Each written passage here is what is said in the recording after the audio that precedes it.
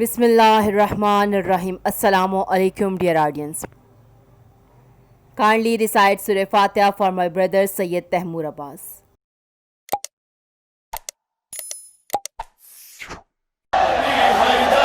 Ali Haydar, Ali Haydar, Ali Haydar, Ali Ali Ali Ali Haydar, Ali Ali Ali Ali Ali Haydar. Dear audience, मेरी आज की video का topic है गदीर हम। गदीर इस्लाम का ज़ाब्ता। वली अम्र मुस्लिमीन सैयद अली ख़ामनाई वाक़े गदीर हम के हवाले से क्या फरमाते हैं? गदीर का दिन किस किस के लिए मायूसी का दिन है? किस चीज़ ने दुश्मनों को मायूस किया? गदीर का वाक़या दर हकीकत किस चीज़ के तआयुन का वाक़या है? पैगम्बर इस्लाम हज़रत मोहम्मद मुस्तफ़ा सल्लल्लाहु अलैहि वसल्लम ने किस ज़ाब्ते और कानून को तश्कील दिया? क्या इंसानी माशरे में कदीम ज़माने से ही हुकूमतें पाई जाती थी? इस्लाम किस तरह के निज़ाम और हुकूमत को कबूल करता है? और मज़ीद मुख्तलिफ़ उलमाए कराम की ज़बानी गदीर हम के हवाले से लफ्ज़ मौला का असल मायनी, मकाम, फ़जीलत और गदीर हम के मुनकरों का अंजाम क्या है? इन तमाम सवालात के जवाबात हासिल करने के लिए वीडियो को मुकम्मल मुलाहिज़ा फरमाइए।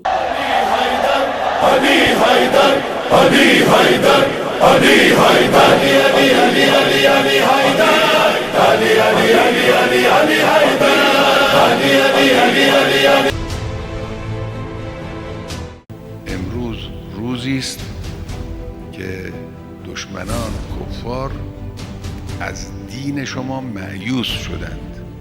چی مگر بر دین اضافه شد که دشمن رو مایوس کرد؟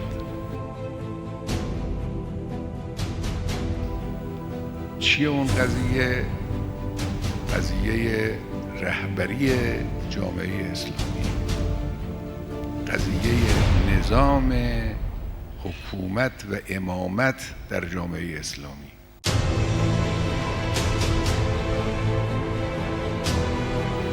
ماجرای تعیین قدیر ماجرای تعیین ضابطه است، تعیین قاعده است. قاعده‌ای درست شد در اسلام. پیغمبر اکرم در ماه‌های آخر عمر این قاعده رو وضع کرد. اون قاعده چیست؟ قاعده امامت، قاعده ولایت.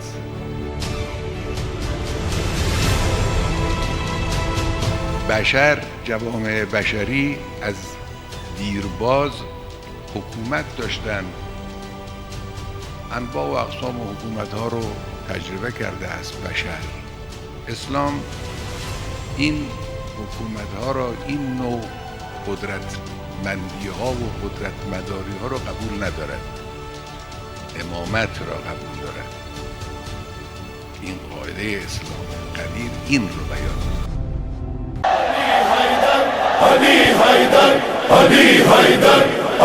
من کنت مولا فہذا علی المولا.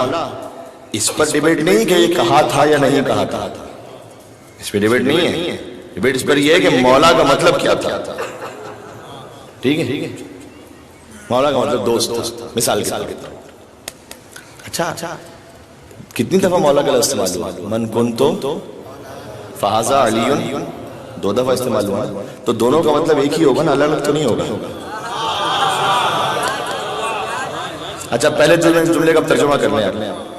من کنت مولا، دوست کے ساتھ ترجمہ کریں. کس لیول پہ رکھنا چاہیں گے رسول کو؟ یہ ولایت علی کا معاملہ نہیں بنے گا، شان رسالت کا معاملہ بن جائے گا. کس لیول پہ رکھیں گے بھائی؟ من کنت مولا ایک ہی مطلب ہوگا نا دونوں مولا کا. ہم کہنا چاہ رہے ہیں کہ آپ جس معنی کو، رسول کو کس لیول پہ رکھنا چاہ رہے ہیں، آپ کی مرضی. ہر ایک کا اپنا اپنا ایمان. جس کا میں مولا کہنا چاہ رہے ہیں رسول، یا جس کا میں دوست کہنا چاہ رہے ہیں؟ کیا خیال ہے؟ آپ کا کیا رشتہ ہے رسول کے ساتھ؟ یہ طے کر لیجئے، سمجھ میں آ جائے. اور پھر یہ کہ رسول نے بڑا آسان کر دیا کہ بھئی جو مولا ماننے کے لیے کہا علی کو، سب کو زحمت تھوڑی دی ہے.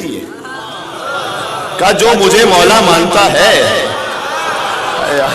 تعجب یہ نہیں ہے کہ 1,24,000 انبیاء، ان 1,24,000 انبیاء میں سے کسی بھی بڑے سے بڑے مسلمان، عالم، فقیہ، مجتہد، مفتی، کسی سے بھی پوچھ لیں، ذرا 100 کے نام لکھ کے بتائیں. بھائی 100 کے نام تو ہمیں نہیں پتا. قرآن میں ہی تقریباً 25 کے نام آئے ہوئے ہیں، ورنہ پتہ ہی نہیں، یعنی انبیاء کے نام تو نہیں پتا، کسی کو نہیں پتا، 1,24,000 انبیاء میں کسی کے نام نہیں پتا۔ اچھا علاقے تو پتا ہوں گے کہاں کہاں ہیں، اچھا وہ بھی نہیں پتا۔ اچھا کوئی خاندان تو پتا ہوں گے، وہ بھی نہیں پتا۔ ان کی قوم کا نام تو پتا ہوگا، وہ بھی نہیں پتا۔ کون سی کتاب آئی وہ تو پتا ہوگا، وہ بھی نہیں پتا۔ ارے تو بھائی آپ کہہ کیوں رہے 1,24,000؟ کہ نبی نے کہہ دیا بس۔ ارے بھائی حضور نے کہہ دیا اور حق یہی تھا کہ ایسے ہی مانا جائے، چونکہ مصطفیٰ نے کہہ دیا، اور مصطفیٰ نے کہہ دیا تو ہم نے مان لیا۔ نام پتا، نہ خاندان پتا، نہ زمین پتا، نہ کتاب پتا، نہ شریعت پتا۔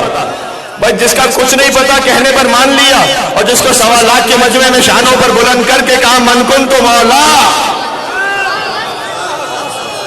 اس کو نہیں مانتا۔ یہ کہہ کے دین کا ابھرا غدیر میں، اور تکمیل آج پائے گا کلمہ غدیر میں، اور بازو اٹھا اٹھا کے دکھاتے رہے رسول، اندھوں نے پھر بھی کچھ نہیں دیکھا غدیر میں۔ لہذا جو رسول نے کہا ہے، جیسا کہا ہے ویسا ماننا چاہیے۔ اعوذ باللہ من الشیطان الرجیم، بسم اللہ الرحمن الرحیم۔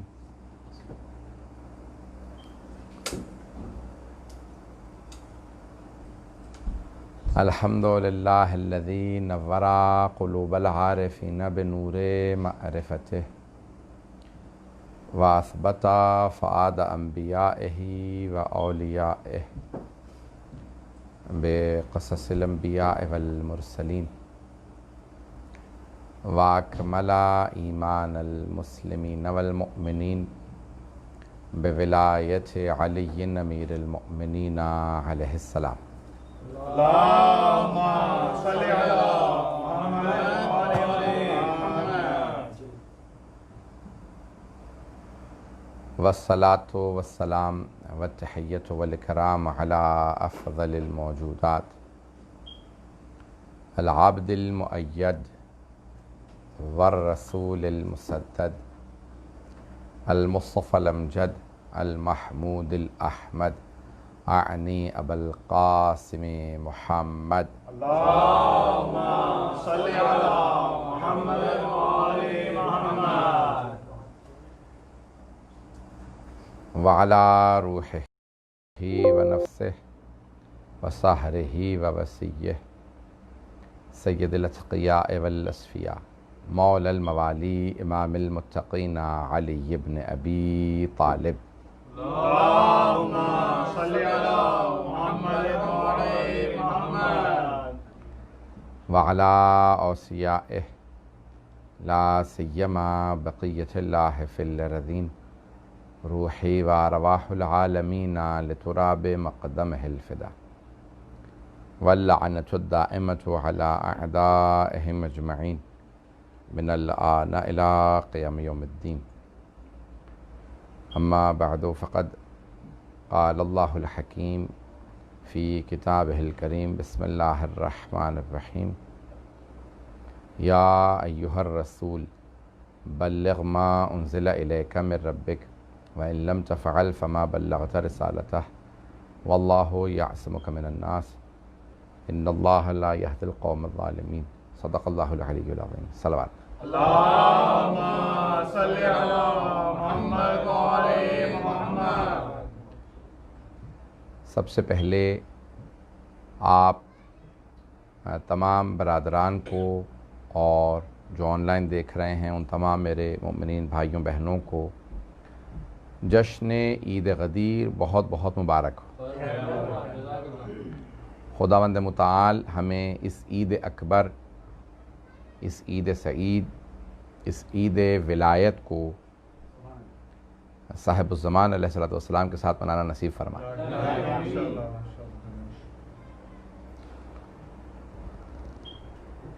یوں تو عیدیں بہت سی ہیں، ماہ رمضان کی تکمیل پہ اللہ سبحانہ و تعالیٰ نے عید الفطر کو بھیجا۔ روزے مکمل ہوئے، اللہ نے کہا عید منا لو، عید الفطر۔ حج کی تکمیل پہ اللہ نے عید الاضحیٰ کو بھیجا، اور جب پورا دین مکمل ہو گیا تو اللہ نے عید غدیر بھیجا۔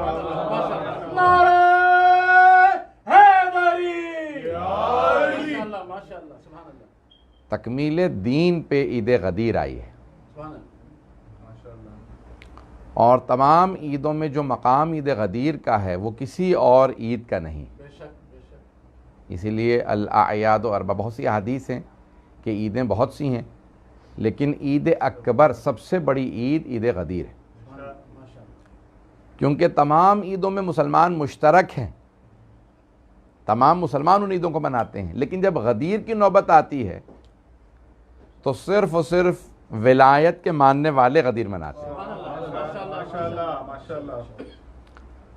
ہر آدمی کو یہ عید نصیب ہی نہیں ہوتی، جب تک کہ کوئی ولایت کا ماننے والا نہ ہو اسے عید غدیر نصیب نہیں ہوتی۔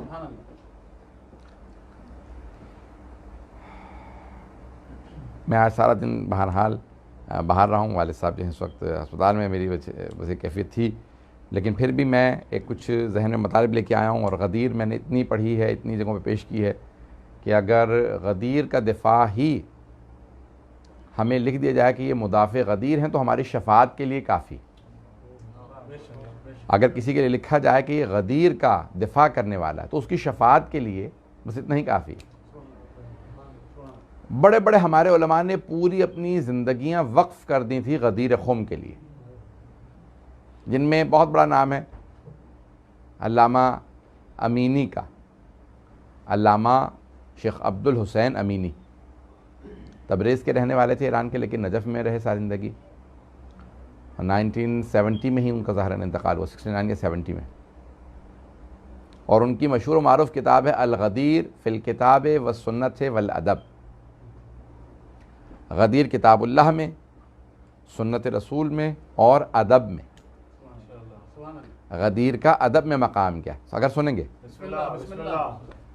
بہت سی چیزیں پیش کی جاتی ہیں، تو جن میں اللہ کی کتاب کا، سنت نبوی کا ہم سب سے پہلے اس کو، سب سے پہلے اسی کو پیش کیا جاتا ہے، اور ادب کو تاریخ میں بہت مقام حاصل ہے۔ میں پچھلے ایک ہفتے میں نے آپ کی 12 مجالس ریکارڈ کروائی ہیں اس لندن کی، اور اس کے علاوہ اتنی مجالس پڑھی ہیں کہ مجھے اب یاد نہیں ہے، 20-25 سے زیادہ میں نے مجالس پڑھی، میرا گلا زخمی حالت میں ہے، تو اس لیے میں آرام آرام سے چلوں گا۔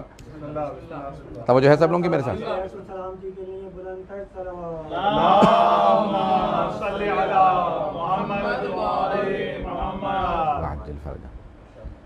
تو اب اللہ سبحانہ و تعالیٰ نے ہمیں بہت سی دلیلیں دی ہیں، ان میں سے ایک جو دلیل علامہ امینی نے اپنے انداز سے لکھی ہے وہ کہتے ہیں الغدیر فی الکتاب والسنت والادب۔ اکثر لوگ لکھتے ہیں کسی بھی واقعے کو کہ فی الکتاب فی القرآن والسنہ، اللہ کتاب میں، قرآن میں اور سنت نبوی میں، ایسا ہی ہے یا نہیں؟ لیکن علامہ امینی نے 20ویں صدی میں محنت کرنے کے بعد ایک چیز کو ڈسکور کیا کہ نہیں، ادب سے بھی ثابت کیا جا سکتا ہے غدیر میں کچھ ہوا، لٹریچر سے۔ اب لوگ سوچ رہے ہیں بھئی ادب سے کیا ثابت کریں گے، تو انہوں نے کہا کہ بھی دیکھیں صنعات 5 ہیں، میں تھوڑی سی علمی بحث کو لے چل رہا ہوں، غلطی کی ہے میں نے، پتہ نہیں یہ صحیح نہیں کیا، یہ تھوڑی دیر میں پتہ چل جائے گا۔ اب صنعات 5 ہیں، منطق کی روح سے 5 صنعات ہیں، یعنی اپنے مافِ ضمیر کو پہنچانے کے لیے انسان 5 طریقوں کو، 5 آرٹس کو استعمال کرتا ہے، 5 علوم یا فنون کہہ لیجئے، فنون تو سمجھتے ہیں نا حضرات۔ تو اب یہ 5 طریقے ہیں اپنی بات کو پہنچانے کے۔ پہلا ہے برہان، استدلال، دوسرا ہے خطابت، تیسرا ہے مناظرہ جسے مجادلہ بھی کہا جاتا ہے، چوتھا ہے شعر، اور 5واں ہے مغالطہ۔ مغالطہ جو ہے وہ اچھی چیز نہیں ہے، لیکن سب سے جو اچھی چیز ہے وہ ہے برہان، اور پھر خطابت۔ بہرحال ان میں سے ایک ہے شعر۔ شعر جو ہے جب آپ جائیں منطق میں تو وہ کہتے ہیں شعر کی جو تشکیل ہے، جو شعر کی بناوٹ ہے، جو اس کی بنا ہے، جو عمارت ہے شعر کی، وہ تخیل پہ بیس کرتی ہے۔ تخیل سمجھتے ہیں نا، سارا کا سارا جو امیجنیشن کے اوپر بیس کرتا ہے، خیال پہ۔ اب چاہے غزل ہو، چاہے وہ کسی بھی طرح کا کوئی اس کی اصناف ہوں، وہ تخیل پہ بیس کرتی ہے، خیال پہ۔ اب علامہ امینی نے ادب سے غدیر کو ثابت کیا، نہیں پہنچا سکا۔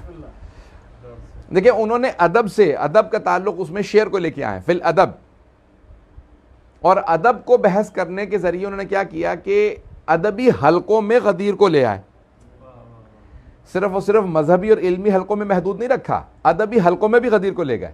تھوڑی سی توجہ کیجیے گا. اب مصر کے ان محفلوں تک میں غدیر پہ بحث ہونے لگی کہ جن کا تعلق صرف ادب سے تھا، مذہب سے تھا ہی نہیں، کیونکہ وہ شعر پڑھتے تھے. اب شعر پڑھنا تو کہنا بھائی کتاب چھپی ہے جس میں اتنے اشعار اس زمانے کے زمانہ جاہلیت کے فوراً بعد کا جو دور اسلام کا، یعنی بالکل کہ میڈیول اسلامک ہسٹری وہاں کی بالکل اس دور کی شاعری کے اندر. اب علامہ امینی نے یہ بحث کی کہ دیکھیں شاعری کا تعلق ہے تخیل سے، خیال سے، امیجنیشن سے. اگر کئی سو شعراء غدیر کو لکھ رہے ہیں، اس کا مطلب یہ ہے کہ ان سب نے تصور نہیں کیا، خیال میں نہیں سوچا، کچھ نہ کچھ تو ہوا ہے غدیر میں. بات پہنچی میری؟ انہوں نے ادب کو اس انداز سے کتاب میں درج کیا کہ ادبی حلقے تک ماننے پہ مجبور ہو گئے غدیر میں کچھ نہ کچھ ہوا ہے.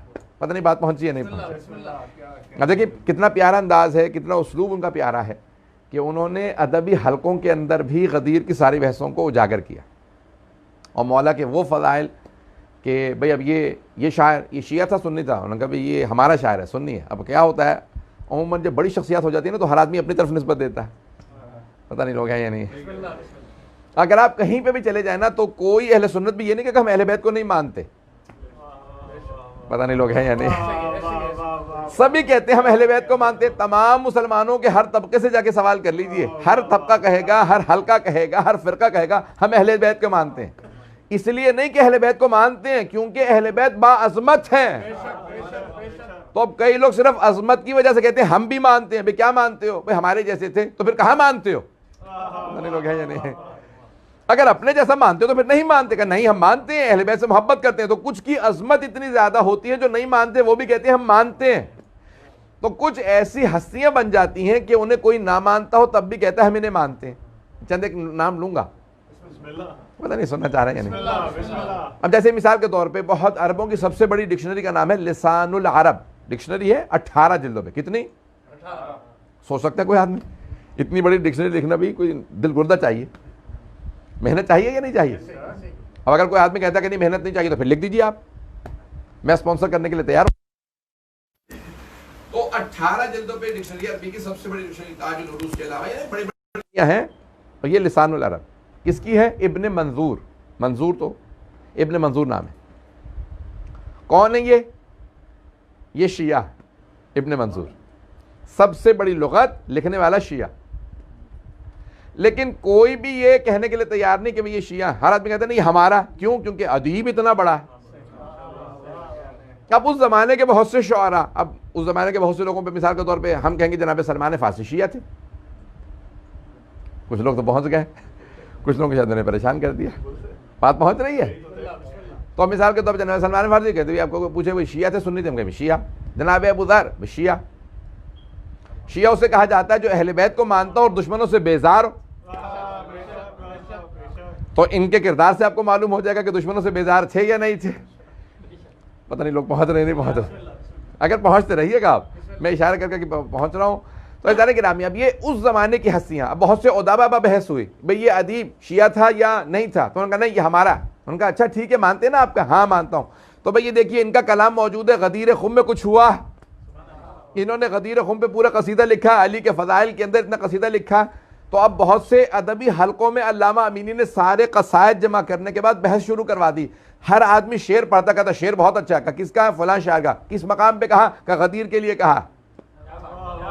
پتہ نہیں لوگ پہنچ رہے نہیں پہنچ رہے. تو انہوں نے قرآن اور سنت سے بحث کو صرف محدود نہیں رکھا بلکہ وہاں سے لے کے ادب میں لے گئے.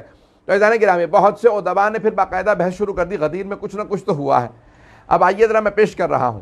تو سارے لوگوں نے پھر ماننا شروع کر دیا. پہلے تو بڑا آسان طریقہ ہے، یہ سائنس نے دیا. البتہ ہر وہ شے جس کا انکار کرنا ہو نا کہتے بھئی یہ لیبارٹری میں نہیں آ سکتی شے، اس کا مطلب ہے نہیں.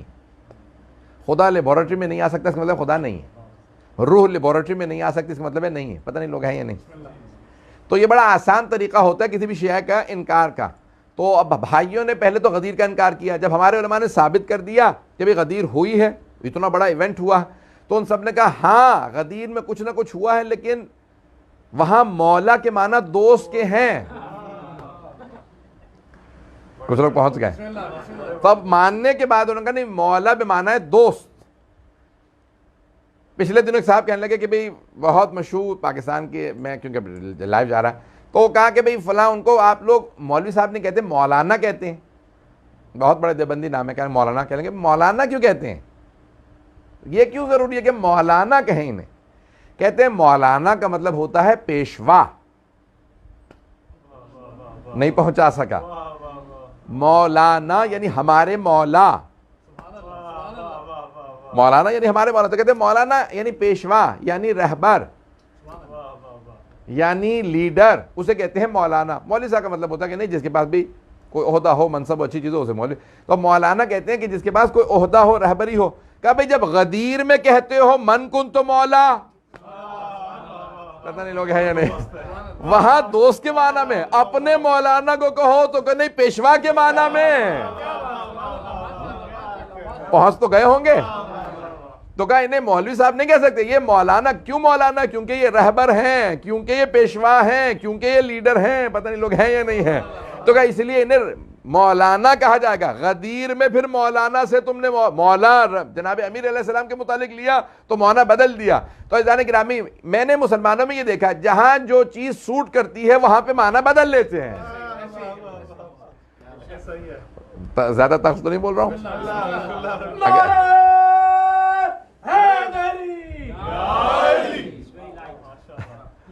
ابھی تو میں کیونکہ وہ مجھے بتا دیا کہ لائیو جا رہا ہے تو اپنے بیگانے سب دیکھ رہے ہوتے ہیں. چلے نہیں، انشاءاللہ تعالیٰ بھی چلتے رہیے. تو عزیزان گرامی، میں چند مطالب پیش کرنا چاہ رہا ہوں، مجھے سارے مجمع کی توجہ چاہیے. تو اب غدیر خم کا میدان رسول اسلام نے سجایا. میں پورا کا پورا ایک واقعہ غدیر پہلے پیش کر دوں اور پھر کچھ ایسے فضائل پیش کروں گا جو مولا سے مخصوص ہے، کہ جناب امیر کے مخصوص فضائل پہ اختتام پہ پیش کروں گا. انشاءاللہ سن لیجیے. تو اب غدیر خم کا میدان سجنے والا ہے. 18 ذی الحج ہے. سارے کے سارے حاجی حج کر چکے. جب حج کر لیتا ہے نا آدمی، پہلے تو جلدی چلے جائیں تو کچھ نہیں ہوتا، جب حج ہو جاتا ہے تو پھر جانے کی جلدی ہوتی. ایسا ہوتا ہے یا نہیں؟ تو عزیزان گرامی، سارے حاجی حج کر لیا. اور آپ جانتے ہیں کہ حج میں سر منڈوا لیا جاتا ہے، حلق ہوا ہوا ہے، سخت گرمی، وہ بھی مکے کی گرمی. مدینے میں تو پھر بھی قابل برداشت ہوتی ہے، مکے کی گرمی قابل برداشت نہیں ہے. بہت شدید گرمی ہوتی ہے اور خشک، کہ جہاں پہ انسان ڈی ہائیڈریٹ کر جاتا ہے. بس ایک مرتبہ جناب سرور کائنات صلی اللہ علیہ وسلم نے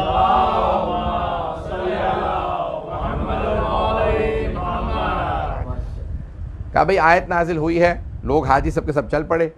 اور غدیر کہا جاتا ہے جہاں پانی جمع ہو اور بہت بڑا میدان ہو، اسے کہتے ہیں غدیر. اور خم اس جگہ کا نام تھا. تو غدیر و خم، کہ کون سی جگہ جہاں جمع ہوئے، خم کی جگہ پہ. کیونکہ غدیر تو کئی جگہوں پہ ہو سکتے ہیں، جہاں پہ پانی ہو اور میدان ہو اسے غدیر کہا جا سکتا ہے. تو لیکن یہ غدیر خم کی بات ہے، اسی لیے ہمارے ہاں غدیر خم اسے بار بار تاکیداً کہا جاتا ہے. بس جیسے پیغمبر اسلام پہنچے، جناب جبرائیل نازل ہوئے اور کہا یا ایھا الرسول بلغ. تو اب آخری سورہ تو ہے سورہ نصر، اذا جاء، یہ بس سورہ نصر ہے، بسم اللہ الرحمن الرحیم، اذا جاء نصر اللہ والفتح. تو یہ آخری سورہ ہے، سورہ نمبر 114. سورہ نمبر یعنی 114 قرآن کے سورہ ہیں. سورہ نمبر 113 جو قرآن کریم کا ہے وہ سورہ مائدہ. اس لیے سورہ مائدہ آخری سوروں میں سے ایک سورہ مانا جاتا ہے. اس کے اندر آیات بڑی اہم. تو غدیر خم کی جو آیت ہے یا ایھا الرسول بلغ ما انزل الیک من ربک، سورہ نمبر 5 ہے، آیت نمبر 67 آیت نازل ہوئی. ترتیب آیات کی پیغمبر اسلام صلی اللہ علیہ وسلم دیتے تھے کہ یہاں پہ یہ آیت ایسے رکھنا. بہرحال تو اب وہاں پہ آیت نازل ہوئی یا ایھا الرسول، ہے میرے پیارے رسول، بلغ ما انزل الیک من ربک، پہنچا دیجئے جو آپ کے رب کی طرف سے آپ پہ نازل کیا گیا. وَإِن لَمْ تَفْعَلْ فَمَا بَلَّغْتَ رِسَالَتَهُ، اگر آپ یہ نہ کریں تو ایسا جیسے کوئی کار رسالت نہیں کیا. یہ نہ کریں تو کوئی کار رسالت نہیں کیا. اب یہاں پہ یعنی اس کا مطلب ہے بہت اہم کام ہے. یہ جو بھائی کہہ دیتے ہیں نا کہ کچھ نماز کے مسائل رہ گئے تھے، بھئی جب اصل نماز پہنچانے پہ نہیں کہا کہ پتہ نہیں لوگ ہیں یا نہیں ہیں، بھئی چلتے رہیے گا. بھئی جب نماز پہنچانے کے لیے نہیں کہا کہ وَإِن لَمْ تَفْعَلْ فَمَا بَلَّغْتَ رِسَالَتَهُ، اگر یہ نماز نہ پہنچائی تو آپ نے کوئی کار رسالت نہیں کیا. جب اصل نماز پہنچانے پہ یہ آیت نہیں آئی تو نماز کے کچھ مسائل نہ پہنچانے پہ اتنی بڑی آیت کیسے آ سکتی ہے؟ بھائی مضمون آیت دیکھیں، لہجہ دیکھیں، الفاظ کو ذرا غور سے تو پڑھیں تاکہ اندازہ ہو۔ دیکھیں آیات وہی ہیں جو سب کے سب سناتے ہیں، اس میں سے نیا نتیجہ کرنا یہ ہر خطیب کا اپنا اپنا کام ہے۔ اب یہ میری تھوڑی سی محنت سن لیجیے گا۔ اب یہاں پہ آیت آئی، یا ایھا الرسول بلغ ما انزل الیک من ربک، اے میرے حبیب جو آپ کے رب کی طرف سے آپ پہ نازل کیا گیا، آپ پہ نازل کیا گیا، سب پہ نہیں، آپ پہ نازل کیا گیا، تو اسے پہنچا دیجئے۔ وَإِن لَمْ تَفْعَلْ فَمَا بَلَّغْتَ رِسَالَتَهُ، اگر آپ اس کار رسالت کو نہ پہنچائے تو آپ نے کوئی کار رسالت نہیں کیا، کوئی کار رسالت نہیں کیا، کام ہی رسالت کا نہیں۔ وَإِن لَمْ تَفْعَلْ فَمَا بَلَّغْتَ رِسَالَتَهُ، آپ نے رسالت پہنچائی ہی نہیں۔ یہ کام کوئی عام کام نہیں ہے۔ وہ کہتے نہیں رسول جہاں پہ علی کے اتنے فضائل وہاں پہ ایک اور فضیلت تھی کہ مولا بھی ہیں، دوست کے معنی میں۔ بھائی نہیں، یہاں لہجہ بتا رہا ہے کہ کوئی عام کام نہیں ہے، اور پیغمبر کا اہتمام بتا رہا ہے، عام کام نہیں ہے۔ جو آگے چلے گئے ان سے کہو واپس آ جائیں، جو پیچھے رہ گئے ان سے کہو غدیر میں آئیں، جو دائیں بائیں نکل گئے سب سے کہو غدیر میں واپس آ جائیں۔ اتنا اہتمام بتا رہا ہے، کام بڑا ضروری ہے، نماز کے تھوڑے سے مسائل یا زکوٰۃ کے مسائل نہیں ہیں۔ اب پیغمبر تشریف لے جا رہے ہیں تو بڑا اہم کوئی کام ہے جس کا پہنچانا رسول اسلام کے لیے لازم ہے۔ بھئی ایک اور یہاں پہ روک کے بات کروں، ہمارے ممبروں سے بات کس طرح سے پیش کیا جاتا ہے کہ بھئی آپ کی رسالت چلی جائے گی۔ بھئی اللہ یہ طنز نہیں کر رہا رسول خدا کے ساتھ، توجہ۔ یا اور بہت سے افراد کہتے تھے کہ اللہ نے ڈانٹ کے کہا کہ بلغ ما انزل الیک من ربک، نہیں، اللہ ڈانٹ بھی نہیں رہا کہ پہنچائیے۔ بھئی پیغمبر نے منع کب کیا علی کی ولایت سے؟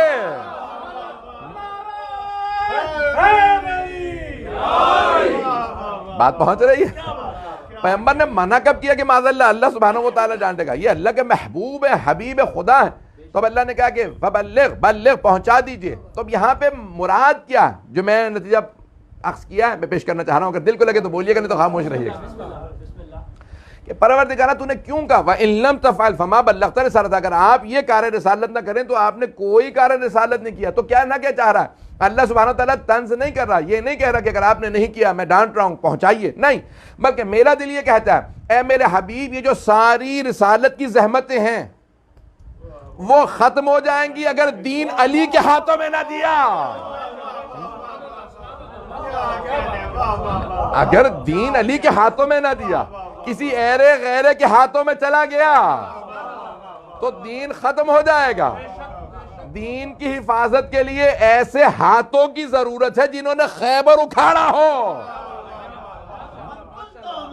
علی علی من کنتو مولا، علی علی داماد پیغمبر، علی علی داماد پیغمبر، علی علی زہرا کا شوہر، علی علی زہرا کا شوہر، علی علی حسنین کا بابا، علی علی حسنین کا بابا، علی علی نعرے حیدری، یا علی یا علی یا علی مدد حق حیدر۔ توجہ ہے نہیں رہا؟ غور فرمایا آپ نے؟ یہ میری اپنی کوشش تھی۔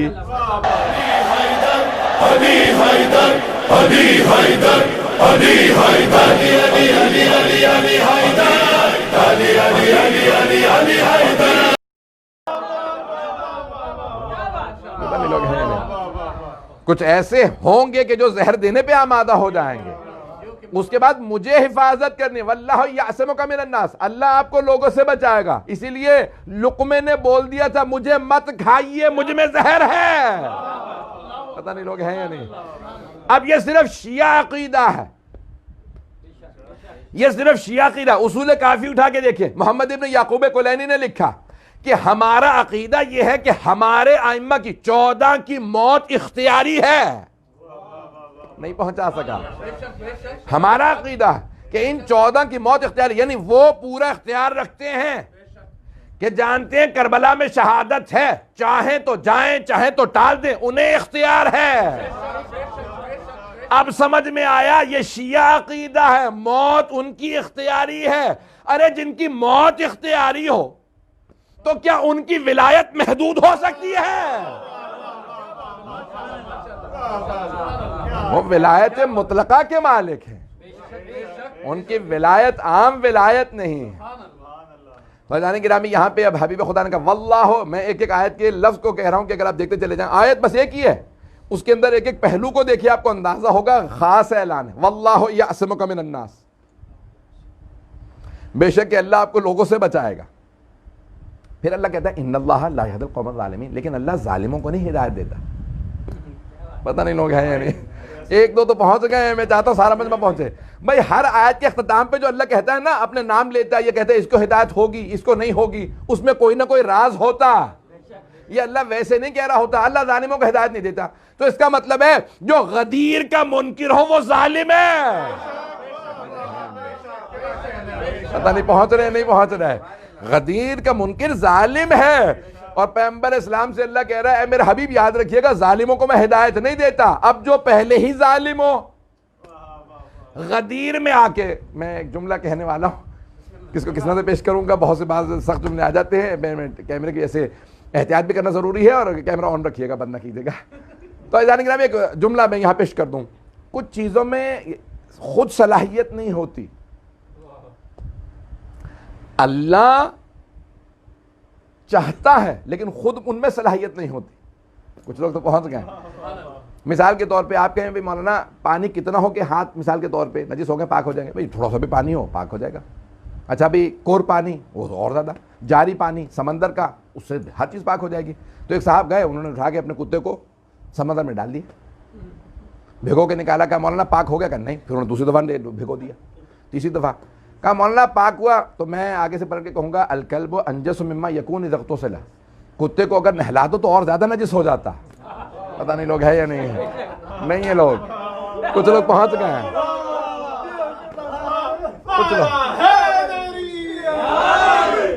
کچھ لوگ پہنچ گئے، کچھ نہیں پہنچے. بھی دیکھیں جو صلاحیت رکھتا ہو نا پاک ہونے کی، وہ جب جائے گا پاکیزگی کے پاس اس میں پاکیز اثر کرے گی. جس میں خود صلاحیت نہ ہو وہ اور زیادہ نجس ہو جائے گا. کتا جب تک خشک تھا تو خود ہی نجس تھا، اب جب گیلا ہوا تو صرف خود نجس نہیں ہے، اب وہ دوسروں کا بھی نجس. پتہ نہیں لوگ ہیں یا نہیں ہیں. اب تک تو خود ہی نجس تھا، اب جو سے مس کرے گا اسے بھی نجس کر دے گا. پتہ نہیں لوگ ہیں یا نہیں ہیں. تو کچھ لوگ ان کی نجاست ہوتی ہے اپنے تک، کچھ دوسروں تک پھیلاتے رہتے ہیں. پتہ نہیں لوگ ہیں یا نہیں ہیں. میں ایک روک کے بات پیش کروں تاکہ کوئی یہ نہ کہتے کہ کہاں سے فقہ کی مثال دی قرآن پہ لے آئے. ایک آئیے ذرا قرآن کی آیت پیش کر دوں، سورہ بقرہ آیت نمبر 28 اٹھا کے دیکھ لیجئے گا. وہاں پہ اللہ سبحانہ وتعالیٰ فرماتا ہے، پورا خون جگر دے رہا ہوں، جب غدیر میں آتا ہوں تو اپنے آپ میں نہیں ہوتا.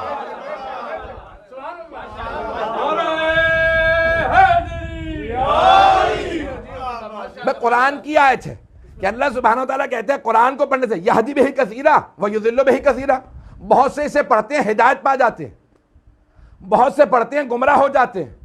پروردگارہ قرآن سے اللہ کہتا ہے ہاں اسی قرآن سے کچھ ہدایت پاتے ہیں کچھ گمراہ ہو جاتے ہیں. قرآن سے ہاں. اللہ اگلی آیت میں کہتے ہیں وما یضل بہ الا الفاسقین، کوئی قرآن پڑھ کے گمراہ نہیں ہوتا سوائے ان کے جو پہلے ہی فاسق ہو. پتہ نہیں لوگ ہیں یا نہیں ہیں. جو پہلے ہی فاسق ہو جتنا قرآن پڑھے گا اتنا گمراہ تر ہوتا چلا جائے گا. علی ہے ہادی. اب جس میں ہدایت کی صلاحیت ہے علی کو دیکھتا جائے گا ہدایت پاتا جائے گا.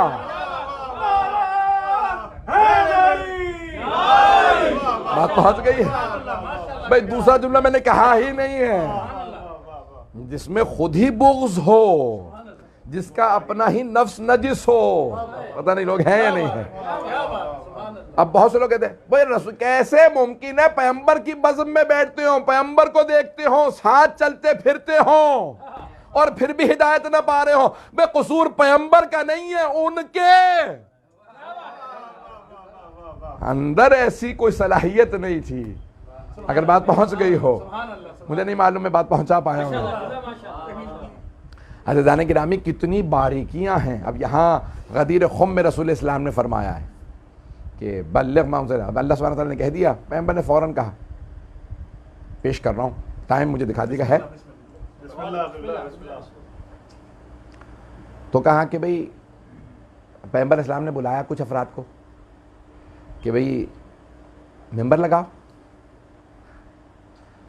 تو جیسے ہی کچھ لوگ آئے کہا یا رسول اللہ کیا معاملہ ہے، کیا بات ہے. کہا اللہ نے حکم دیا کہ ضروری اعلان ہے یا رسول خدا بات کیا، معاملہ کیا ہے؟ کہا بھی یہ بتاؤں گا پتہ چل جائے گا۔ ممبر میرے لیے فوراً لگاؤ، مجھے بہت ضروری بات کرنی ہے۔ جو آگے چلے گئے ان کو پیچھے بلا لو، جو پیچھے رہ گئے انہیں آگے بلا لو، جو دائیں بائیں نکل گئے ان سے کہو سب جہاں جمع ہو جائے۔ یا رسول اللہ مکے سے ممبر لے آئے؟ کہا نہیں۔ کم مدینہ تو اور زیادہ دور ہے۔ توجہ، کون پوچھ رہے ہیں؟ صحابہ کرام۔ اور کون ہے بھائی؟ اب سارے کے سارے صحابہ موجود ہیں اور کہہ رہے ہیں یا رسول اللہ آپ کہیں تو مکے سے ممبر لے آئیں۔ کہا نہیں، مدینہ تو اور زیادہ دور ہے یا رسول اللہ۔ کہا نہیں، یہی ممبر بناؤ۔ کہا یا رسول اللہ یہاں کیسے ممبر بنائیں؟ کہا پالانوں کا۔ میں نہیں پہنچا سکا۔ میری تمام اپنے مسلمان بھائیوں سے درخواست ہے، ذرا غور کریں، وہ صحابہ جو پیغمبر کے بغیر ممبر نہ بنا سکے،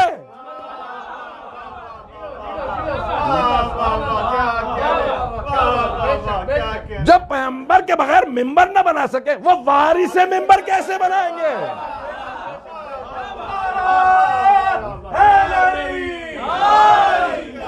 اور فرمایا نکات کی طرف غور کر رہے ہیں۔ میں یقین مانی میری بالکل اس وقت حالت نہیں ہے کہ صحت بھی اس طرح سے اجازت نہیں دے رہی، لیکن میں پورا خونہ ذکر دے رہا ہوں۔ میں نے کہا نا کہ اب یہاں پہ صحابہ سے رسول اسلام نے فوراً کہہ کے خود ہی پہچنوا دیا ان سب کو کہ یہ بغیر میرے ممبر نہیں بنا سکتے،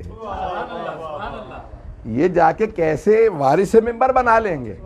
تو کہا کہ بھئی پالانوں کا ممبر بناؤ، تو انہوں نے فوراً ممبر بنانا شروع کیا۔ کہ بھئی اونٹوں کے پالانوں کو اتارو، گھوڑے کی پشت پہ زین رکھی جاتی ہے، سیڈل انگلش میں کہتے ہیں، فارسی اردو میں کہتے ہیں زین، عربی میں کہتے ہیں جل۔ تو اس سے کوئی ممبر نہیں بن سکتا آسانی سے، کیونکہ اس کا وہ چھوٹا ہوتا ہے، ایک سیٹ نما۔ پالان ہوتا ہے لکڑی کا، کیونکہ اونٹ کی پشت پہ ہوتا ہے کوہان، تو لکڑی کا پالان رکھا جاتا ہے۔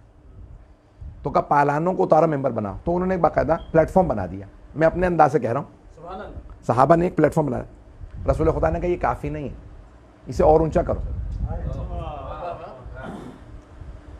تو کچھ صحابہ نے کہا بھی اور اونٹوں کے پالان لاؤ، ان کے پالان فارسی کا لفظ ہے۔ انہوں نے وہاں پہ محملیں اتاری، وہ پالان بنانا رکھنا شروع کیا، وہ اور اونچا ہو گیا۔ کہا یا رسول اللہ اب کافی ہے؟ کہا نہیں اور اونچا کرو۔ اب میں ایک صحابہ کسی صحابی نے آگے کہا کہ یا رسول اللہ آپ نے کبھی آج تک یہ نہیں چاہا کہ کسی بلند جگہ پہ کھڑے ہو، بھئی یہ کہ نظر آ جائے کافی ہے، تو یہ آج اتنا زیادہ کیوں زور ہے؟ تو میں اپنے انداز سے جواب دوں گا کہ آج سنانا کافی نہیں،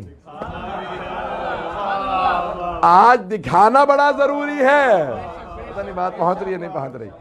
تو کہا کہ بھئی پالا اور اونچا کرتے چلے جاؤ۔ اور پھر میں اپنے انداز سے کہوں، میرے جو ذہن میں جواب آ رہا ہے کہ بھئی آج ممبر کو بہت اونچا کرو، کسی علی کا تذکرہ ہے۔ علی کے لفظی معنی ہوتے ہیں بلند، تو کہا کسی علی کا تذکرہ ہے، اونچا کرتے چلے جاؤ، بہت اونچا ممبر بنا دیا۔ کہا یا رسول اللہ اب کافی ہے؟ کہا ہاں۔ اور فوراً رسول اسلام نے کہا ذرا میرے بھائی علی کو بلا دو۔ اچھا، فوراً اہتمام ہوا تو جناب سرور کائنات نے تشریف فرما ہوئے ممبر پہ جا کے بیٹھے اور ساتھ میں جناب امیر کو بلایا۔ سید العلماء نے یہی لکھا کہ ساتھ بٹھا لیا، کچھ نے کہا کہ ساتھ کھڑے تھے بعد میں اٹھایا ہاتھوں پہ، لیکن دونوں کو پیش کرنا چاہا اگر سننا چاہیں۔ تو اب ایک مرتبہ سرور کائنات نے کہا کہ میرے بھائی علی کو بلا دیں۔ اچھا کیا ہوا، ہمیشہ رسول اسلام ممبر پہ اکیلے ہوا کرتے تھے، آج ممبر بھی اتنا اونچا بڑا اور پیغمبر اکیلے بھی نہیں بیٹھے، ساتھ میں جناب امیر ہیں۔ تو علماء کہتے یہ ہیں کہ لوگ رسول خدا کی باتیں کم سن رہے تھے، دیکھ زیادہ رہے تھے، اور وہ بھی پیغمبر کو کم دیکھ رہے تھے، علی کو زیادہ دیکھ رہے تھے، اور کچھ تو بہت سخت پریشان تھے کہ لگ رہا ہے آج جس بات کا خطرہ تھا، پتہ نہیں لوگ ہے یا نہیں۔ تو اب یہاں سارے کے سارے ممبر کو دیکھ رہے ہیں مسلسل، اور پیغمبر نے طولانی ترین زندگی خطبہ دیا۔ اگر آپ جا کے خطبہ غدیر کو دیکھیں تو میں بھی وہ کتابچہ جس میں صرف فارسی میں کسی نے چھاپا ہے، وہ بہت خوبصورت، تو خطاطی کرنے کے بعد عربی اور صرف فارسی، ایک سائڈ پہ عربی ہے دوسری سائڈ پہ فارسی، صرف خطبہ اور کچھ نہیں۔ ایک ہوتا ہے نا شرح ہے، کامنٹری ہے۔ تو میں لائنیں گن رہا تھا، میں نے کہا کتنی لائنیں بنی، کتنا طولانی خطبہ، تو 300 سے زیادہ خط تھے خطبہ غدیر کے۔ یہ آپ لوگوں کی خاموشی بتا رہی کہ لوگ پریشان ہو کے مولانا سنانے والے تو نہیں پورا 300 لائنیں ہیں, 300 خط. سوچئے کتنا طولانی خطبہ. اچھا صبح کا وقت ہے, اور یعنی صبح سے مراد یعنی الگ صبح نہیں ہے, تقریباً 10 بجے کا ہے. آج کا وقت کہہ لیں اور کہہ لیں کہ ظہر سے پہلے کے پیغمبر اسلام نے ماحول بن جائے سارا کا سارا. کسی کو سب کو یقین ہے بھی ابھی کوئی نماز کا وقت نہیں ہے, پتہ نہیں لوگ ہیں یا نہیں ہیں. تو اب کوئی بھی ایسا نہیں ہے کہ جو کسی بھی طرح سے کوئی خلش ڈال سکے کچھ.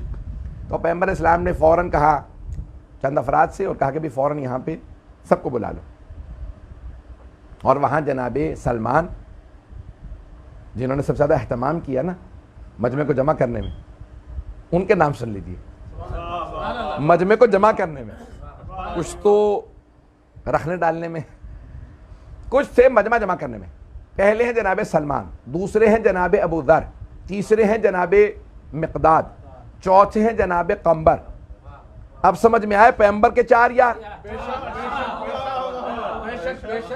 تو اب یہ پیغمبر کے جو قریبی ترین 4 صحابہ تھے انہیں بلایا, اہتمام ہوا. جناب سرور کائنات ایک مرتبہ سارے مجمع کو جمع کر چکے. ایک سوشل میڈیا پہ میرا جملہ چل چکا, لیکن میں آج پھر بھی پیش کر رہا ہوں کہ رسول اسلام نے کہا جو آگے چلے گئے ان سے کو واپس آ جائیں, جو پیچھے رہ گئے ان سے کو غدیر پہنچ جائیں, دائیں نکلنے والے سے کو واپس آئیں, بائیں نکلنے والے سے کو واپس غدیر میں.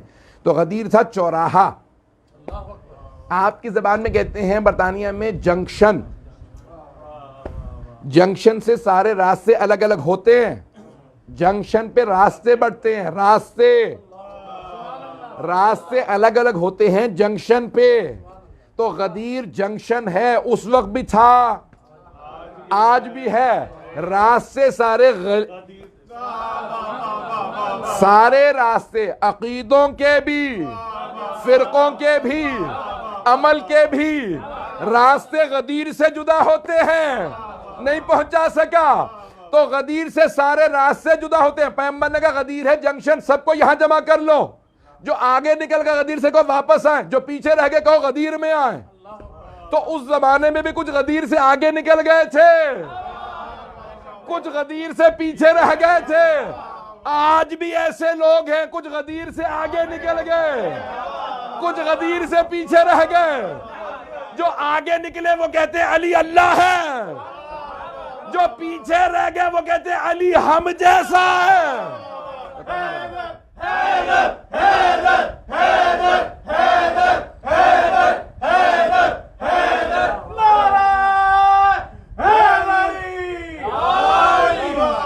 بات واضح ہوئی. تو اب جناب سرور کائنات نے کہا نہیں غدیر جنکشن ہے, عقیدوں کا جنکشن ہے. تو پیغمبر اسلام نے بھائی پیغمبر فیصلہ کر گئے. کچھ کہہ رہے ہیں آج بھی علی اللہ, کچھ کہہ رہے ہیں ہمارے جیسا. پیغمبر نے کہا نہیں, جو آگے نکل گئے واپس آؤ, جو پیچھے رہ گئے وہ غدیر میں آؤ. نہ علی اللہ ہے, نہ علی تم جیسا بندہ ہے, علی مولا ہے. الہی ہے, علی کی بادشاہی ہے. سبحان اللہ. علی اس میں الہی ہے, علی کی بادشاہی ہے. ہر ایک میزان میں تولا, سبا کے ساتھ دل بولا علی مولا, علی مولا, علی مولا, علی مولا. نعرے حیدری یا علی یا علی یا علی مدد حق حیدر. توجہ ہے نہیں گرام کہ اب رسول اسلام وہاں تعارف کرا. گلا میرا آخر تک پہنچ رہی ہے آواز؟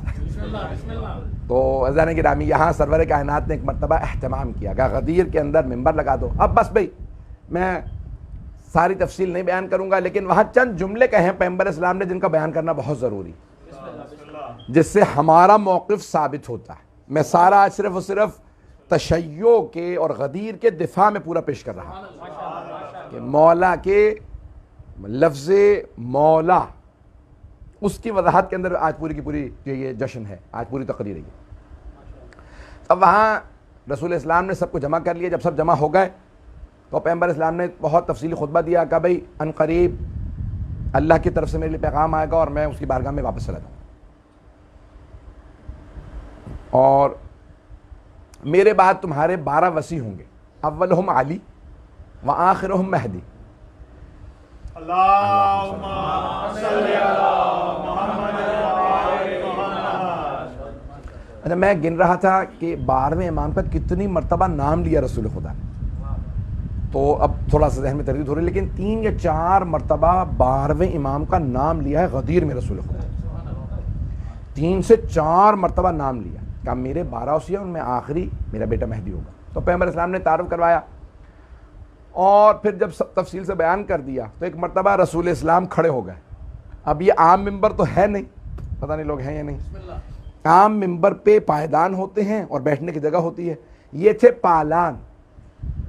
اب پیغمبر اسلام وہاں بیٹھے تھے بہت بلندی پہ کہ سارے مجمع نے لکھا ہے کہ سارے کے سارے علماء نے کہ 1 لاکھ سے زیادہ کا مجمع تھا. کچھ نے 1,10,000 لکھا ہے، ہمارے علماء نے 1,24,000 لکھا ہے، بعض نے 1,40,000 بھی لکھا ہے، اور زیادہ بھی لکھا ہے کم بھی لکھا ہے، لیکن 1 لاکھ سے زیادہ لوگ تھے. کتنے کہنا آج بھی بہت بڑا اجتماع، 1 لاکھ کا اجتماع بڑا اجتماع ہوتا ہے. اور اس زمانے میں صحابہ 1 لاکھ سے زیادہ، کیونکہ بھائیوں کی ڈیفینیشن یہ ہے کہ جو بھی کلمہ پڑھ لے اور پیغمبر کو ایک دفعہ دیکھ لے وہ صحابی. تو اب پیغمبر اسلام نے ممبر اس طرح سے لگوایا کہ اگر پہنچ گئے کہ صحابہ اور صحابیات ہی کا مجمع ہے.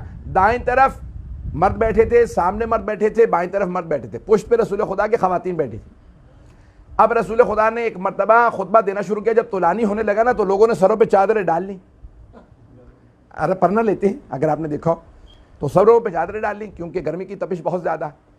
کچھ ویسے ہی دیکھنا نہیں چاہ رہے تھے، اور کچھ سر جھکائے بیٹھے تھے چاش کے وقت، اور اتنی سخت سورج سوا نیزے پہ.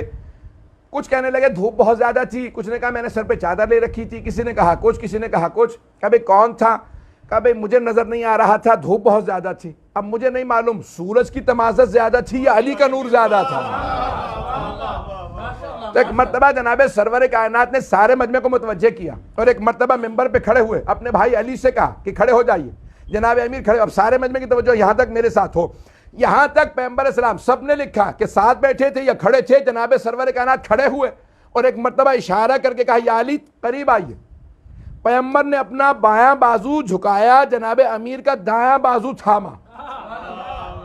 میں یہ سوچ رہا تھا یہ ہاتھ سے اٹھانا کیوں ضروری تھا؟ رسول خدا کے لیے علی کے ہاتھوں کو پکڑنا کیوں ضروری تھا؟ تو میری نگاہوں میں احد کا میدان آ گیا کہ جہاں کسی مردود نے کہہ دیا تھا ماتا محمد مارے گئے، تو جناب امیر نے ہاتھوں پہ اٹھایا تھا اور کہا تھا ہذا محمد رسول اللہ، ہذا محمد رسول اللہ، ہذا محمد رسول اللہ. یہ نہیں کہا تھا محمد رسول اللہ بھئی، یہ ہذا ہے اس میں اشارہ. جب کسی کی طرف اشارہ ہو تو کہتے ہیں ہذا. وہ جو بھاگ رہے تھے، بھاگنے والوں سے علی کہہ رہے تھے ہذا، مارے نہیں گئے، یہ ہے اللہ کے رسول محمد. تو پیغمبر نے کہا یا علی احد کا بدلہ آج اتار رہا ہوں. وہاں جناب علی نے کہا تھا ہذا. توجہ بھئی، گلا ساتھ نہیں دے رہا. اب کون کہتا ہے کہ مولا کے معنی دوست ہے؟ پیغمبر نے پہلے معنی بتائے، بعد میں لفظ مولا استعمال کیا. سارے صحابہ سے کہا الستو اولی بکم من انفسکم، کیا میں تمہارے نفسوں پہ تم سے زیادہ حق نہیں رکھتا؟ الستو اولی بکم قرآن کی آیت ہے، النبی اولی بالمؤمنین من انفسہم. تو پیغمبر نے سوال کیا الستو اولی بکم، کیا میں تمہارے نفسوں پہ تمہارے سے زیادہ حق نہیں رکھتا؟ قالوا بلا، سب نے کہا بے شک آپ ہمارے نفسوں پہ ہم سے زیادہ حق رکھتے ہیں. اب پیغمبر نے فرمایا ان اللہ مولایا، اللہ میرا مولا ہے، وَأَنَا مَوْلَى الْمُؤْمِنِينَ، اور میں مومنوں کا مولا ہوں. سارے مجمع نے کہا بے شک. پیغمبر نے ہاتھوں پہ اٹھایا علی کو کہ فَمَنْ كُنْتُ مَوْلَا فَهَذَا عَلِيٌّ مَوْلَا. علی مولا، علی مولا، علی مولا، علی مولا، علی مولا. بات واضح ہوئی ہے جانے گرام؟ پیغمبر نے پہلے مولا کے معنی بتائے کہ مولا یعنی اولا بالتصرف، جو تمہارے سے زیادہ تمہارے نفسوں پہ حق رکھتا ہو. اور پھر فرمایا ان اللہ مولایا، اللہ میرا مولا، دوست نہیں ہے. پتہ نہیں لوگ ہے یا نہیں ہے. اللہ میرا مولا ہے. وَأَنَا مَوْلَى الْمُؤْمِنِينَ, میں مومنوں کا مولا ہوں. کہ بے شک. کہ فَمَنْ كُنْتُ مَوْلَى, ایک مرتبہ دائیں مجمع کو دیکھا فَهَذَا عَلِيٌّ مَوْلَى فَهَذَا عَلِيٌّ مَوْلَى فَهَذَا عَلِيٌّ مَوْلَى, اور ایک دفعہ نہیں کہا, دہراتے رہے. مجھے نہیں معلوم یہ 3 دفعہ کیوں دہرایا. پتہ نہیں لوگ ہیں یا نہیں. یہ 3 دفعہ کیوں کہا؟ من کنت مولا فہذا علی مولا, جس کا میں مولا ہوں اس کے علی مولا ہے. میں اب روک کے پیش کر رہا ہوں. میں مثال کے طور پہ, وہ شے ہے نہیں میرے پاس, یہ رومال میں اگر اپنے سامنے کھول لوں, یہ رومال جتنا ہے نا اتنا میں چھپ جاؤں گا. اگر اس سے بڑا کوئی رومال ہو اور سامنے لے آؤں تو اتنا چھپ جاؤں گا. لیکن اگر میرے ہی قد و قامت کا کوئی میرے سامنے کھڑا ہو جائے تو میں پوری طرح سے چھپ جاؤں گا. نہیں ہے مجمع, اگر اتنا ہی جتنا میرا قد ہے نا کوئی میرے سامنے آ کے کھڑا ہو جائے تو میں پوری طرح سے چھپ جاؤں گا. پیغمبر السلام نے دونوں ہاتھوں پہ بلند کر کے جناب امیر کو سامنے اس طرح سے پیش کیا کہ پیغمبر پوری طرح چھپ گئے. اب تو معاملہ حل ہو گیا نا کہ ان کا قد بڑا نہیں. پتہ نہیں لوگ ہیں یا نہیں ہے, پتہ نہیں لوگ ہیں یا نہیں ہے, اور ان کا قد چھوٹا نہیں. تو کہا بالکل پیغمبر پوری طرح سے چھپ گئے. کہا فہذا علی مولا. تو پیغمبر سمجھانا کیا جا رہے ہیں؟ آپ سمجھانا یہ چاہ رہے ہیں کہ لا الہ الا اللہ بھی ہے, محمد الرسول اللہ بھی ہے, اب سامنے ہے علی ولی اللہ. پتہ نہیں لوگ ہیں یا نہیں ہے. ایک سورج پردے میں جا رہا ہے, دوسرا سامنے ہے. جو اسے مانتا ہوگا وہ باقی سب کو بھی مانتا, جو اس کا منکر وہ سب کا منکر. نہ اس کا لا الہ الا اللہ قبول, نہ اس کا محمد رسول اللہ قبول. ولایت سے علی کی آج جو انکار کرتا ہے, ولایت سے علی کی آج جو انکار کرتا ہے وہ اپنے بد نسب ہونے کا خود اقرار کرتا ہے. نعرہ حیدری. 40 منٹ تو گزر گئے. اب وہاں چند بڑے اہم مسائل ہیں, سارا چلنے دیں, میرے خیال میں سب جگہ جا رہا ہے تو روکتے نہیں ہیں, جانے دیں. اختتام پہ 5 منٹ کچھ ایسے پیش کر دوں گا, ٹھیک ہے؟ یہ سب کو سن لیں. اب ہوا یہ کہ کچھ افراد آپ کو پتہ ہے ہر جگہ آگے آگے رہتے تھے, پیغمبر کے ساتھ ساتھ رہنے کا انہیں بہت شوق تھا. اچھا یاد رکھیں, میں ایک تجزیہ پیش کر رہا ہوں, بہت سے لوگ اپنے زندگیوں کے اندر کچھ بڑے لوگوں سے اس لیے قریب ہو جاتے ہیں کہ ان کے جانے کے بعد میں پھر دعویٰ کر سکوں. پتہ نہیں لوگ ہیں یا نہیں, کہہ سکوں میں ان کے قریب تھا. پتہ نہیں لوگ ہیں یا نہیں. اب کیا ہوا, پیغمبر کے ساتھ ایسے بہت سے لوگ تھے اور وہ بالکل ہی فوراً کھڑے ہو گئے. ان میں سے ایک صاحب اور کہا بخن بخن لکھا ابن ابی طالب. علی نہیں کہا, انہوں نے کہا اے ابو طالب کے بیٹے, مبارک ہو آپ کو. اصبحت مولایا و مولا کل مؤمن و مؤمنہ, آج آپ ہر مؤمن مرد و زن کے مولا ہو گئے. یا رسول اللہ اجازت ہے ہم جائیں؟ میں نے کوشش کی کہ ویسے ہی چہرہ بنا کے پیش کروں, لیکن کیا کروں, جب مولا کا نام لیتا ہوں تو دل کی کیفیت ہی بدل جاتی ہے. ایک مرتبہ انہوں نے ان کو, یعنی اس کا مطلب ہے غدیر میں آنے کا اتنا شوق نہیں تھا, نہ اتنی خوشی تھی جتنی جانے کی. کہا یا رسول اللہ اجازت ہے ہم جائیں؟ کہا نہیں. کہا اب جو آپ نے کرنا تھا کر دیا, آپ نے اعلان کرنا تھا ہو گیا. کہا نہیں, جب تک سب بیعت نہ کر لیں. بھائی دوستوں کی بیعت نہیں ہوتی. پتہ نہیں لوگ ہیں یا نہیں. میں نے 7-8 نکات پیش کر دی, مجھے نہیں معلوم کون ریکارڈ کر رہا ہے یا نہیں کر رہا. تو اب آپ نے کہا کہ جب تک سب بیعت نہ کر لیں تب تک کوئی نہیں جا سکتا. تو کہا یا رسول اللہ اتنا بڑا مجمع, یہ تو کئی دن لگ جائیں گے بیعت کرنے میں. میں نے کہا مجھے پرواہ نہیں, سب بیعت کریں گے. کہا یا رسول اللہ اتنا مجمع رہے گا کہاں؟ کہا اسی میدان میں. کہا ان کے کھانے پینے کا کیا ہوگا؟ تو آپ نے کہا میری اونٹنی کو نہر کر دو. کہا یا رسول اللہ ایک اونٹنی اتنے مجمع کے لیے کافی نہیں ہے. کہا تمہیں نہیں معلوم دعوت ذوالعشیرہ میں میرے چچا نے ایک بزغالہ سے، ایک بھیڑ کے بچے سے پورے قبیلے کو سیر کر دیا تھا. تو کہا یہ میری اونٹنی ہے. کہا چلیں کچھ لوگوں کو نہر کرنے پہ لگایا. کہا یا رسول اللہ پانی کا کیا ہوگا؟ کہا کنواں کھودو، کچھ اسی میں مصروف ہو جائے. اب کسی نے کہا کہ یا رسول اللہ ہم نے کنواں کھودا، پانی کھارا ہے. اب میں اپنے انداز سے پیش کروں، پیغمبر نے کیا فرمایا ہوگا؟ پیغمبر نے فرمایا ہوگا کنویں کو میرے پاس لاؤ. پیغمبر آئے کنویں کے پاس، اپنا لعاب دہن کنویں میں ڈالا. کہا آپ پانی پی کے دیکھو. کہا وہی پانی ہے. کہا آپ پیو تو صحیح. اب جو پیا کہا یا رسول اللہ پانی تو بہت میٹھا. کہا خود بھی پیو، باقی سب کو پلاؤ. پتہ نہیں لوگ ہیں یا نہیں. اب پیغمبر نے اعلان کیا کہ بھئی بیعت میرے گھر سے شروع ہوگی. نہیں ہے مجمع، بیعت میرے گھر سے شروع ہوگی، یعنی لیڈیز فرسٹ. پیغمبر کے گھر میں تو ازواج ہی ہیں. تو کہا بھئی سب کے سب میری ازواج سب سے پہلے بیعت کریں گی. بیعت کیا چیز ہے میں پیش کرنا چاہ رہا ہوں. تو کہا خیمہ لگا دو خواتین کے لیے، علی وہاں بیٹھ جائیں گے، خواتین آئیں گی. اب ہمارے اکثر علماء نے لکھا کہ پانی رکھا زمین پہ ظرف، اور اس میں یہاں پہ جناب امیر ہاتھ رکھ کے بیٹھ گئے، انگلی رکھی. وہاں خواتین آتی جاتی تھی، وہ وہاں پہ پانی میں ہاتھ ڈالتی ہیں اور کہتی کہ بھائی میں یا علی وعدہ کرتی ہوں کہ آپ کی بیعت میں واقع رہوں گی. بیعت کیا ہے؟ مبایعہ، دو طرفہ چیز کا نام ہے بیعت. دو طرفہ چیز کا نام ہے، یک طرفہ نہیں ہے.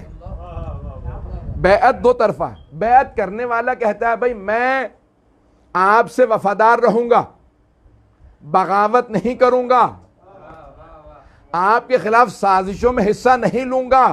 پتہ نہیں لوگ ہیں یا نہیں. آپ کی اطاعت کروں گا. یہ بیعت کرنے والا. اور بیعت لینے والا کیا کہتا ہے؟ اگر تم اپنی بیعت پہ باقی رہے تو میں شفاعت کروں گا. لیکن یاد رکھنا اگر بیعت سے پھر گئے تو شفاعت میرے ہاتھ میں ہے، نہیں پہنچا سکا. پیغمبر نے اپنے گھر سے بیعت شروع کروا کے بتایا اگر کہیں میری کوئی زوجہ علی کی بیعت توڑے تو پھر علی شفاعت کا حق رکھتے ہیں، شفاعت چھن جائے گی. کسی اور کی بیعت، پھر اس خاتون کو بیعت کا توڑنے کا جرم کا احساس ہونا چاہیے، اسے پھر شفاعت نہیں ملے گی. فیضان گرامی پیغمبر نے اپنے گھر سے بیعت شروع کروائی. خواتین آتی رہیں اور مولا کا نام لے لے کے کہتے ہیں کہ ہم قسم کھا کے کہتے ہیں ہم ہمیشہ آپ کے مطیع و فرما بردار رہیں گے. اب پیغمبر اسلام نے کہا مردوں کی بات. تو جناب سلمان و ابوذر نے کیا کیا؟ خیمہ نصب کر دیا. کہا بھی تمام مجمع دھوپ میں علی کہاں کھڑے ہوں گے؟ تو کہا یا علی ہم نے آپ کے لیے خیمہ لگا دیا. بیعت شروع ہو گئی، صفیں کھنچ گئی. میں منظر کشی کر رہا ہوں. صفیں کھنچ گئی، سارے کے سارے لوگ کھڑے ہو گئے. اب دو آدمی آپس میں باتیں کر رہے تھے بھئی کیا کیا جائے، اب کیا ہوگا کیا. تو ان میں سے ایک نے کہا کہ بھئی کچھ اور سوچتے ہیں. وہ دیکھ ہی رہے تھے علی کو. انہوں نے کہا تم نے دیکھا علی بیعت کیسے لے رہے ہیں؟ کہا نہیں میں تو دیکھ ہی نہیں رہا. انہوں نے کہا کہ بھئی علی کی ہتھیلی آسمان کی طرف نہیں ہے، زمین کی طرف ہے. علی بیعت یوں نہیں لے رہے، یوں لے رہے ہیں. انہوں نے کہا یہ تو میں نے غور ہی نہیں کیا تھا. کہا چلو پھر رسول خدا کو شکایت کرتے ہیں. پتہ نہیں لوگ ہیں یا نہیں. شکایت کے لیے فوراً پیغمبر کی بارگاہ میں کہا یا رسول اللہ ہم نے خود اپنی آنکھوں سے دیکھا ہے، دونوں نے دیکھا ہے علی ہتھیلی آسمان کی طرف نہیں زمین کی طرف رکھے ہوئے ہیں. پیغمبر نے کہا اب جب میں نے علی کی ولایت کا اعلان کر دیا خبردار میرے پاس کوئی شکایت نہ لائے، علی ہی سے جا کے سوال کرو. اب ان میں سے ایک نے دوسرے سے کہا سوال تم کرو گے یا؟ انہوں نے کہا بھی سوال تو تم ہی کرو. فوراً پہنچے گا یا علی آپ کی ہتھیلی زمین کی طرف کیوں ہے، آسمان کی طرف کیوں نہیں؟ میں اپنے انداز سے پیش کر رہا ہوں. تو کہا یا علی ہتھیلی زمین کی طرف کیوں ہے، آسمان کی طرف کیوں نہیں ہے، ایسے کیوں بیعت نہیں مانگ رہے؟ کہا کیونکہ میں بیعت مانگ نہیں رہا، میں بیعت لے رہا ہوں. بیعت مانگنے والے اور ہیں، بیعت لینے والے اور. اب ان میں سے ایک نے سوال کیا یا علی کوئی قرآن سے دلیل بھی ہے آپ کے پاس؟ پتہ نہیں لوگ ہیں یا نہیں. آپ کے پاس کوئی قرآن سے دلیل بھی ہے کہ بیعت یوں لی جائے؟ کہ ابھی تم نے سنا نہیں پیغمبر اسلام نے کیا فرمایا؟ لحمہ لحمی ودمہ دمی، علی کا گوشت میرا گوشت، علی کا خون میرا خون، علی کا ہاتھ میرا ہاتھ. پتہ نہیں لوگ ہیں یا نہیں. کہ قرآن پڑھو، قرآن میں آیت ہے ان الذین یبایعونک یبایعون اللہ، اے میرے حبیب جو آپ کی بیعت کرتے ہیں وہ آپ کی بیعت نہیں کر رہے، وہ اللہ کی بیعت کر رہے ہیں۔ اگلی آیت کا حصہ ید اللہ فوق ایدیہم، اللہ کا ہاتھ اور ہاتھ کے اوپر ہے، نیچے نہیں۔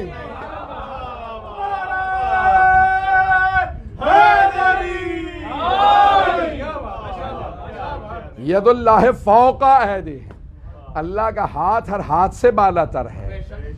کہا یہ ید اللہ ہے جو بیعت لے رہا ہے، میں بیعت مانگ نہیں رہا، یہ امیر کا ہاتھ ہے۔ بس بھئی ہم دعا کریں گے اور میں پھر چند جملے دعا کے اختتام پہ پیش کروں گا آپ لوگوں سے مخصوص۔ یہاں پہ بہت سے اور مطالب ہیں، میں تو 1.5-2 گھنٹے پڑھ سکتا ہوں، لیکن اب گلا بھی ساتھ نہیں دے رہا، اور یہاں مغرب بھی ہونے والی، اور آپ لوگوں نے کچھ مخصوص باتیں کہیں ہیں، انشاءاللہ پیش کر رہا ہوں۔ اور یہاں پہ 3 دن تک لوگ بیعت کرتے رہے۔ کتنے دن؟ 3 دن۔ صرف نمازوں کا تھوڑا وقفہ ہوتا تھا یا تبرک کا، پتہ نہیں لوگ ہیں یا نہیں، اور پھر اس کے بعد جو بیعت کرتا جاتا وہ چلتا جاتا۔ اور جب سب بیعت کر کے چلے گئے تو پھر کچھ افراد رونے لگے، اور ان میں سے جو پہلے تھے نا روتے ہوئے آئے جناب امیر سے گلے ملنے، ان کا نام ہے سلمان فارسی۔ وہ رو رو کے مل رہے تھے۔ دوسرے ہیں ابو ذر، جانتے جناب ابو ذر نے کیا کہا؟ کہا مولا اب تک چھپ کے وار ہوتے تھے، اب کھل کے وار ہو۔ یہ وہ تھے جنہوں نے دل سے مانا تھا۔ جناب مقداد سے تو اب یہ غدیر سب واپس آنے لگے۔ پروردگارہ غدیر خم کے صدقے میں ہم سب کی عاقبت بخیر فرما، ہمیں امیر المؤمنین کی ولایت پہ قائم و دائم رکھ، دشمنان اہل بیت کو نیست و نابود فرما، داعش و طالبان کو اور آل سعود کو غارت فرما۔ پروردگارہ بنو امیہ کے جہاں جہاں پہ بھی پیروکار ہیں، بنو امیہ کو ان پہ لعنت فرما۔ پروردگارہ جو بھی غدیر کا دشمن ہے اس پہ لعنت فرما۔ پروردگارہ ہم سب کو غدیر کا ماننے والا قرار دے، ہماری زندگیوں کے اندر غدیر کا پیغام عام ہو، ہماری نسلوں میں غدیر خم کا پیغام باقی رہے۔ پروردگار ہم سب کی عاقبت بخیر فرما، ہمیں زندگی میں بار بار حضرت امیر کی زیارت نصیب فرما، اور آخرت میں ان کی شفاعت نصیب فرما۔ ربنا تقبل منا انک انت السمیع العلیم، بحق محمد وآلہ الطیبین الطاہرین المعصومین۔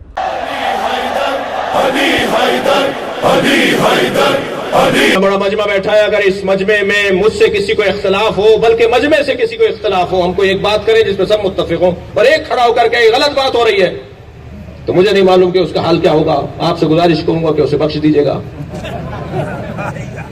لیکن اتنا بڑا غدیر کا میدان، اس میں 1 لاکھ سے زیادہ صحابہ کرام تھکے تو نہیں ہے نا؟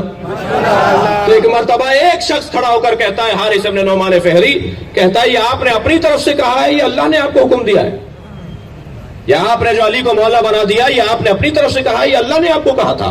میرے مولا نبی نے فرمایا کہ میں تو کوئی بات ہی نہیں کرتا سوائے وحی کے، میں جو بولتا ہوں اللہ کی جانب سے بولتا ہوں۔ تو کہنے لگا کہ اگر یہ آپ نے اللہ کی طرف سے کہا ہے تو پھر اللہ سے کہیے کہ آسمان سے پتھر نازل ہو اور وہ مجھے مار کر چلا جائے۔ مجھے تو نہیں پتا عزیزوں کے پیغمبر نے بد دعا کی، اس لیے کہ جو رحمت للعالمین ہو اس کے ہاتھ بد دعا کے لیے نہیں اٹھتے۔ پیغمبر نے بد دعا نہیں کی اس لیے کہ علی کے دشمن کے لیے بد دعا کی ضرورت ہی نہیں ہے۔ یہاں اس نے ایک مرتبہ عذاب کا مطالبہ کیا، قرآن نے کہا ہے سأل سائل بعذاب واقع، ایک سائل نے عذاب مانگا اور عذاب آیا۔ یا اللہ تو نے تو قرآن میں کہہ دیا کہ اے میرے حبیب تمہاری امت پر میں عذاب نازل نہیں کروں گا، کیوں؟ وانت فیہم، کیونکہ تم ان کے درمیان ہو۔ نبی درمیان میں ہے، آسمان کا عذاب نہیں آئے گا۔ یہاں ایک شخص کہہ رہا ہے آسمان سے عذاب آئے اور میں مر جاؤں، اور قرآن کہہ رہا ہے عذاب آیا۔ معلوم یہ ہوا کہیں استثناء ہوتا ہے اور جہاں استثنا ہو اسی کو علی کہا جاتا ہے. علی کے دشمن کے لیے عذاب رکے گا نہیں. اور ایک مرتبہ آسمان سے عذاب آیا اور یہ شخص اسی دنیا سے اس حالت میں چلا گیا کہ جیسے کسی کے اوپر عذاب نازل ہوتا ہے, پتھر سر پہ پڑا, دنیا سے چلا گیا. عزیزان گرامی, ابرہہ کا لشکر خانہ کعبہ کو ڈھہنے کے لیے آیا تھا اور اللہ نے خانہ کعبہ کو بچانے کے لیے ابابیل کا لشکر بھیجا تھا, اور ہر پرندے کی چونچ میں باریک سا کنکر تھا. جب انہوں نے ان پرندوں نے کنکر برسانا شروع کیے اور ہاتھی زخمی ہو کے بھاگنے لگے اور خانہ کعبہ کی حفاظت ہو گئی, تو اسی عالم میں جبریل ان پرندوں سے مخاطب ہوئے کہ تم میں سے فلاں پرندہ اپنی چونچ میں دبا ہوا کنکر نہ پھینکے. اس نے پوچھا کہ میں اس کنکر کا کیا کروں؟ کہ اسے واپس لے جاؤ اور کسی پہاڑ کے اندر جا کے گھونسلہ بناؤ اور اس کنکر کی حفاظت کرو دوسری وحی آنے تک. اب ایک مرتبہ جب یہ مرحلہ آیا کہ غدیر کے موقع پہ اس نے کہا کہ اللہ سے کہیے کہ پتھر نازل کرے, تو جبریل نے اسی پرندے کو آواز لگائی کہ تمہاری غیبت کا دور ختم ہو گیا اور آؤ اللہ کا عذاب اس پر گراؤ. عزیزان گرامی, اللہ یا اپنا گھر بچاتا ہے یا گھر کا مالک بچاتا ہے. صلوات پڑھے محمد و آل محمد.